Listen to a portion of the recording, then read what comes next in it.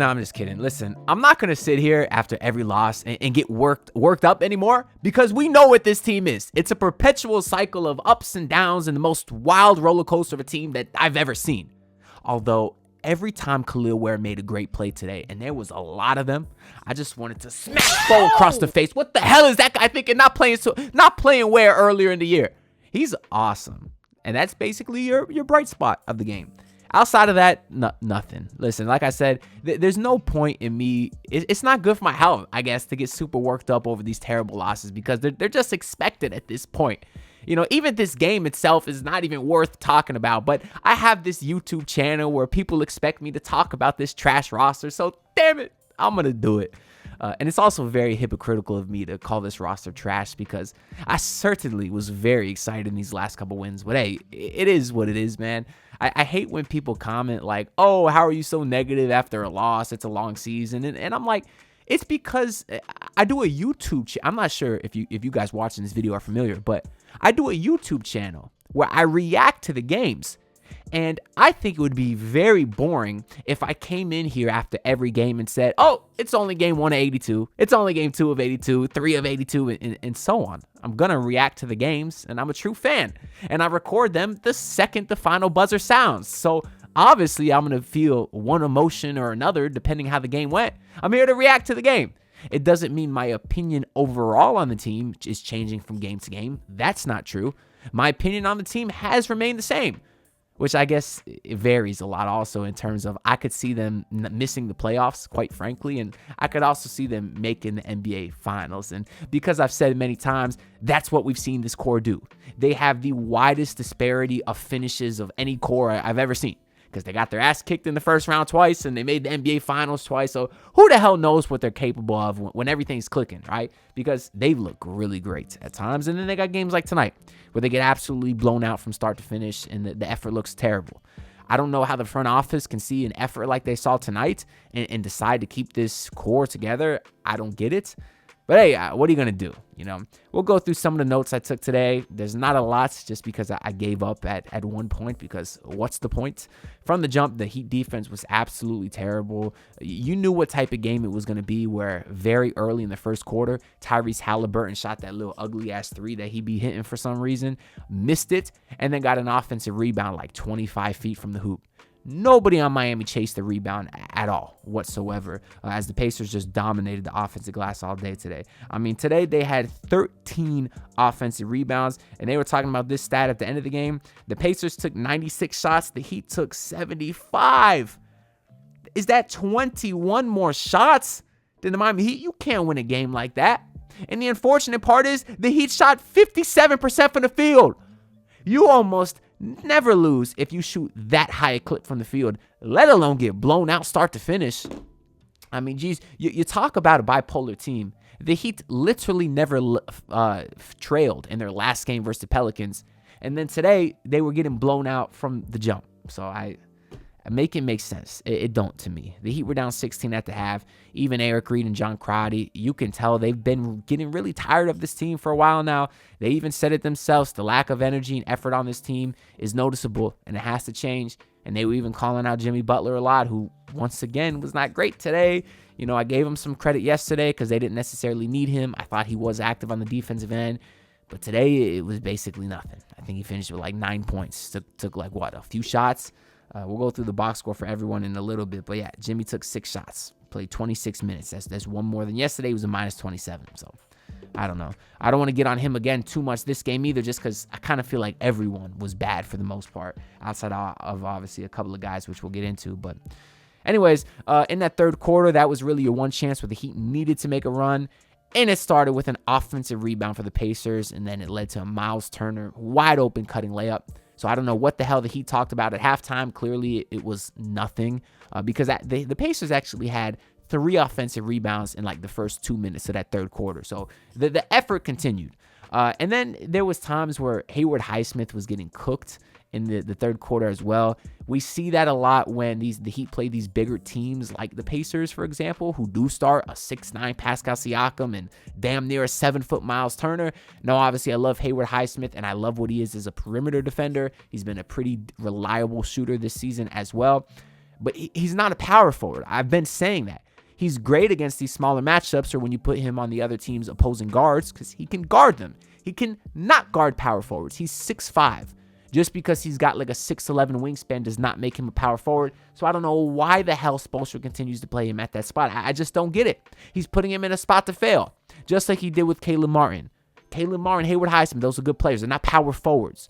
Because you had Miles Turner scoring like Hayward Highsmith wasn't even there, wasn't even guarding him because Miles Turner's just so big. And then you had John Crotty saying, this is why the Heat need to stop switching because you got all these mismatches. And I'm like, Pascal Siakam was cooking Hayward Highsmith too. That's not a switch. That's the power forward on power forward matchup. The only difference is Pascal Siakam is a real power forward and Hayward Highsmith is not. I'm tired of that. If you want to keep starting him against smaller teams, fine, because there is a couple out there. We have seen this starting lineup that the Heat, is their preferred lineup, I guess, with Tyler Duncan, Jimmy Hayward, and Bam. We've seen them have some success. Shit, I got a video on this channel called The Miami Heat Have Found an Unstoppable Lineup, just talking about that team. I feel stupid in hindsight now, but at the time I was hyped because this lineup was like 8-1 at one point.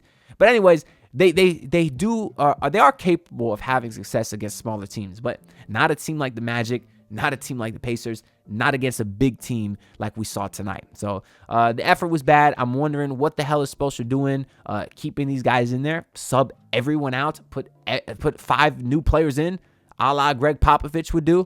You got Keshad Johnson on the bench. You got Josh Christopher on the bench. Isaiah Stevens, who's there, but I don't think he was dressed. But do something. And really the only different thing we saw was Keshad Johnson start the fourth quarter.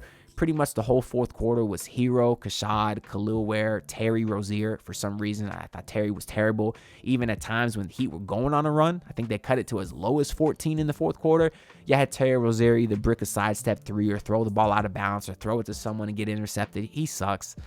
But anyways, it was those guys, and then Jaime Jaquez and Nikola Jovic kind of split minutes until like the last 2 minutes where Spo finally brought in Josh Christopher. But hey, at least Spo brought in Keshad, and I thought Keshad was great. He certainly provided the most effort of anyone you've seen in the game.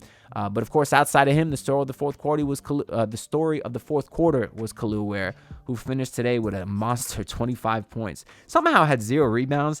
I know at the time they said he had 0 boards, but then I feel like I saw him get a couple. It didn't register it here, at least not yet. Maybe they'll stat correct, but I'm not going to get on him for the 0 boards when he literally was the only one doing anything out there in his minutes. I mean, he literally was a +4. The only other plus on the team was Jaime Jaquez, actually, surprisingly enough. But yeah, Kel'el Ware, man, he was fun to watch. The 25 points came on 9 of 11 shooting. He was 3 of 4 from beyond the arc. Defensively, he was very good as well. He was listed for a steal and 3 blocks. But of course, he affects so much more than what's in the stat sheet. I'd love seeing him on Miles Turner a little bit and Pascal Siakam. Again, he didn't get no boards, but a lot of times that's because he was trying to block those guys on other mismatches, so he was out of position on some of those rebounds. But I don't feel like he was chasing bad blocks because, again, he did get a few, and he was helping guys on the defensive end who needed help. That's why, eventually Spo brought in Nikola Jovic and they had a little bit more size, and they were able to clean that up a little bit. But there's really no excuse to not play Bam and Ware at this point and really get the most potential out of a full-size lineup. Truthfully, I don't see any reason you can't put Jimmy at the 2 and Jovic at the 3. Play Jovic, Bam, and Ware. Why the hell not?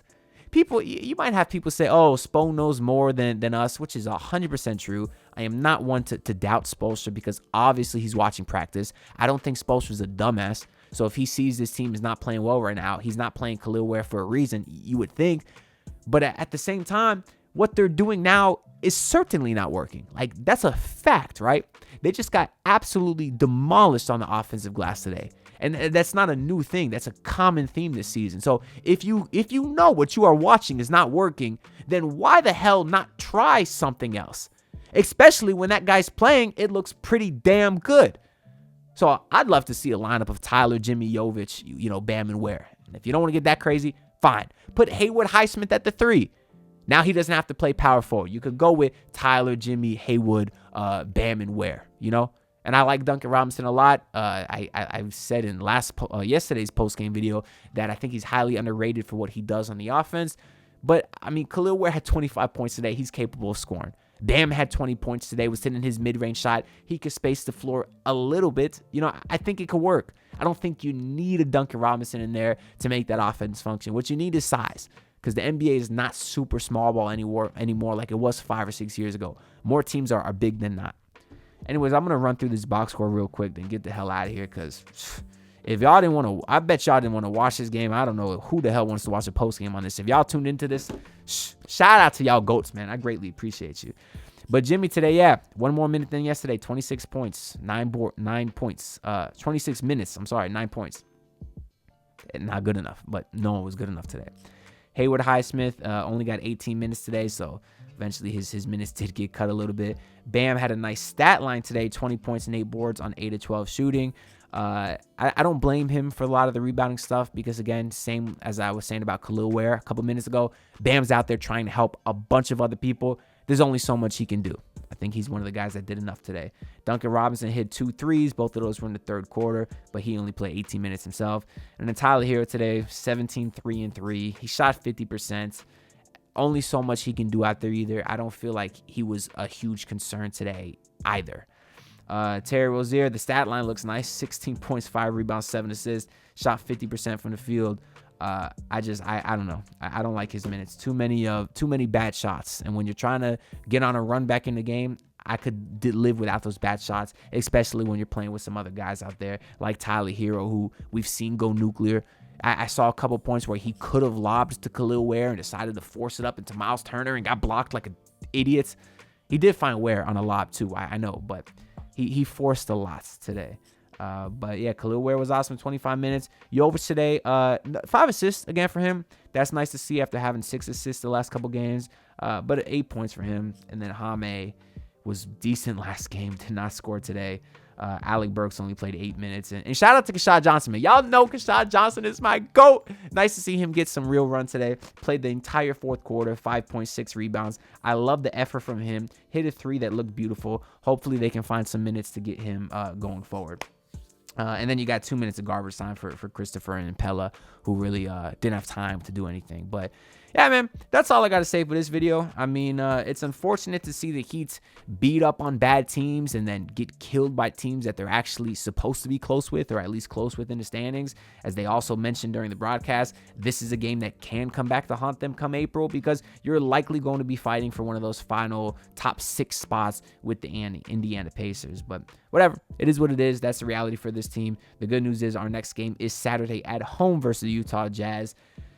That's a team that, like the Pelicans, they should take care of business. So if they're able to do that, maybe I'll feel a little bit better once again, and I'll just chuck tonight up as one of those nights where the Pacers shot insane from 3. But whatever, that's all I got to say for this video. Make sure to like, comment, and subscribe, because we're less than 80 subs away from 6K, which is insane.